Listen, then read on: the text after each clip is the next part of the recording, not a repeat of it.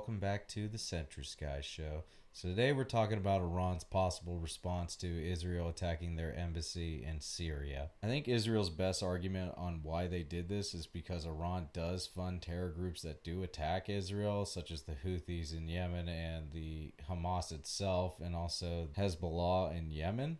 So their argument would be like, technically Iran funds all these terror groups that attack us, so thus we have a right to respond and attack them, even though attacking an embassy is kind of a violation of international norms, and we wouldn't accept this being done to the Western powers. For example, the Western powers are currently backing Ukraine against the Russians, and they could say, hey, you guys provide military support and also intelligence for targets for the Ukrainian army. Do we then have a right to respond to the Western powers who are actually helping fund Ukraine and giving them targets for them to attack us?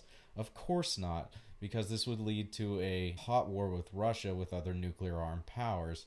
And I think the only reason that Western intelligence would even allow this, or there wouldn't be much of a response to Israel doing this, is because I would say Iran doesn't have nuclear weapons and Israel does have nuclear weapons. So how much can they really respond without provoking a wider conflict and having bigger consequences for them? Because they know if they attack Israel directly, the United States is going to get involved. And Israel's not going to be able to take on Iran and Houthis and all these other groups that are attacking them by themselves, so they're going to have to get the United States to help.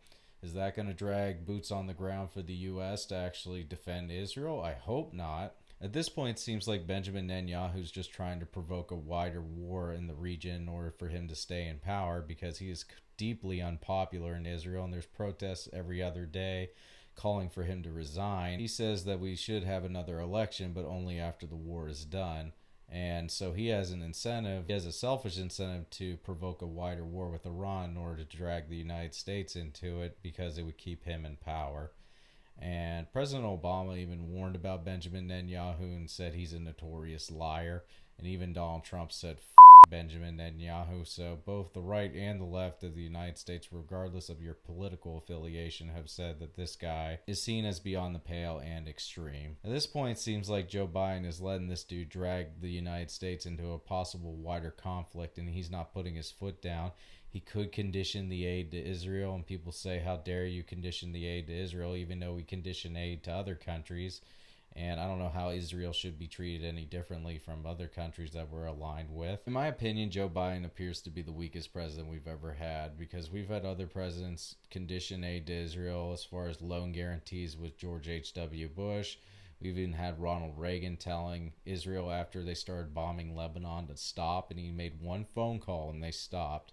So Joe Biden, in theory, can make one phone call and say, hey, you're no longer preventing aid whatsoever, not getting into Gaza, and you're no longer starving the Palestinians and using food as a weapon of war. You're no longer going to try to provoke a larger regional conflict that may or may not drag the United States into it. These are just some examples how the United States could leverage weapon sales to Israel in order to get them to actually listen to us. But Joe Biden seems to not do any of that, and I don't understand why. I mean, he said he's a staunch Zionist, but are you really going to be a staunch Zionist when this dude is actively trying to provoke a larger regional war? It seems like it. So, Joe Biden, you're the weakest president I've ever seen. You could stand up to Israel rather easily, instead of just giving us rhetoric and just wagging your finger at them saying, hey, you know, but Hamas. I don't think that's going to work come election time, but only time will tell. But hey, if you want to see more, check out my last video on how this is going to cost Joe Biden his re-election campaign.